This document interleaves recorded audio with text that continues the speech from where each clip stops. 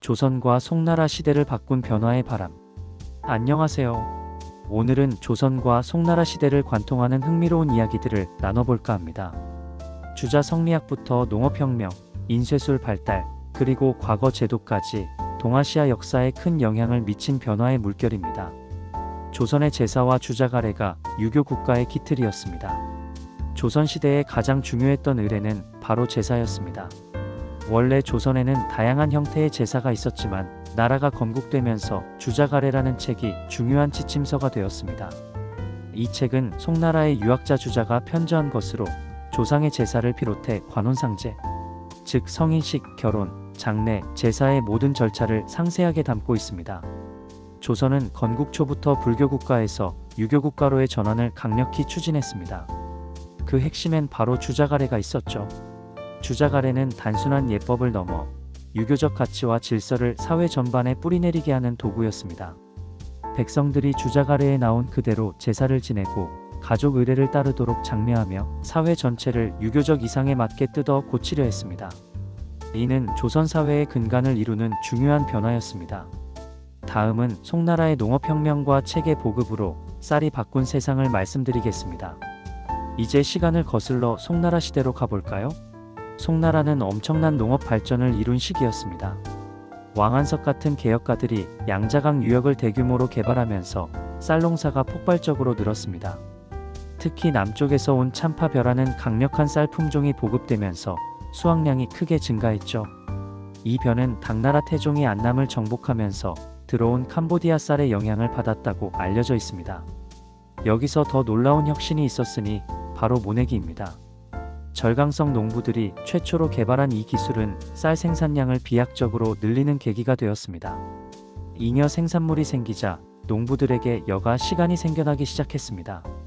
배불리 먹고 남는 게 생기니 자연스레 다른 것에 관심을 돌리게 되었죠.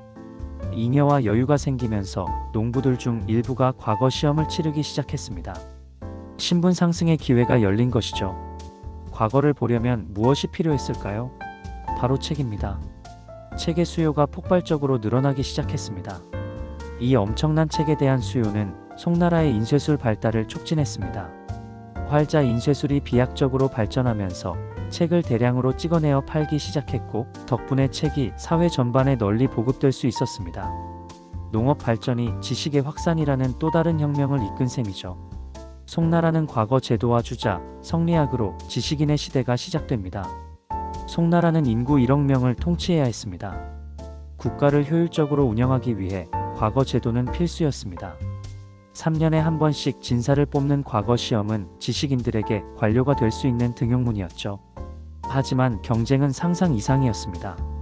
한 번에 10만 명 이상의 응시자 중 겨우 500명 정도만이 최종 합격할 수 있었으니 나머지 99,500명은 어떻게 되었을까요? 이처럼 과거 제도를 통해 새롭게 등장한 지배계층이 바로 사대부입니다.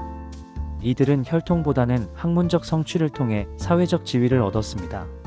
주자 성리학은 단순히 과거 시험을 위한 학문이 아니었습니다.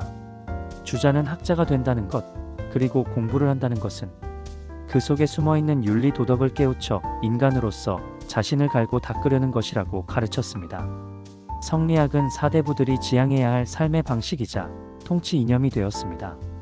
다음은 주자 성리학의 혁명적 영향과 세종의 한글 창제에 대해 말씀드리겠습니다. 주자 성리학의 가장 긍정적이고 혁명적인 분야는 바로 국가 통치에 참여하는 인구가 대폭 확산될 수 있는 가능성을 열었다는 점입니다. 이전 시대가 혈통 중심이었다면 이제는 능력과 학식을 갖춘 이들이 관료가 될 수 있는 길이 열린 것이죠. 하지만 안타깝게도 조선 말기쯤 되면 성리학은 특정 세력의 출세를 위한 도구로 전락하며 오히려 다른 사람들이 정계에 진출할 여지가 줄어드는 부작용을 낳기도 했습니다. 조선의 세종대왕 또한 이 유교적 이상을 현실에 구현하려 노력했습니다. 세종은 집현전에 학자들을 모아놓고 밤새 공부시키며 유교 사상을 우리나라에 어떻게 적용해야 할까? 우리나라에 맞는 제도를 만들도록 독려했습니다. 불교 국가였던 고려의 흔적을 지우고 진정한 유교 국가를 만들고자 했죠. 이때 탄생한 위대한 발명품이 바로 한글입니다. 한글 덕분에 책을 대량으로 찍어낼 수 있는 여건이 되어서 유교 사상을 포함한 지식이 백성들에게 더욱 널리 보급될 수 있는 기회를 만들었습니다. 그러나 주자 성리학이 사대부들의 폐쇄적으로 독점하는 배타적인 학문으로 변화되어 출판 문화도 정부의 성리학 교리를 인쇄하고 사찰에서 불경과 사대부들의 의뢰를 받은 족보 제작에 소량으로 인쇄하는 데 그쳤습니다. 지식을 자기들만 독점하려는 사대부들의 방해로 지식의 전 국민에게 확산이 안 되었습니다. 한글은 18세기 후반 조선이 몰락하는 시기에 와서야 보편화되기 시작했으니 조선이라는 국가에 발전할 기회가 상실되어 쇄국이라는 폐쇄 속에 조선은 몰락했습니다. 오늘 우리는 주자 성리학이라는 사상이 어떻게 동아시아 사회의 구조와 통치 방식을 바꾸었는지, 그리고 농업과 인쇄술의 발전이 지식의 확산을 어떻게 이끌었는지 살펴보았습니다. 역사 속에서 이어지는 변화와 발전의 연결고리가 정말 흥미롭지 않나요? 다음 시간에도 더 흥미로운 역사 이야기로 찾아오겠습니다. 구독과 좋아요, 알림 설정 잊지 마세요. 감사합니다.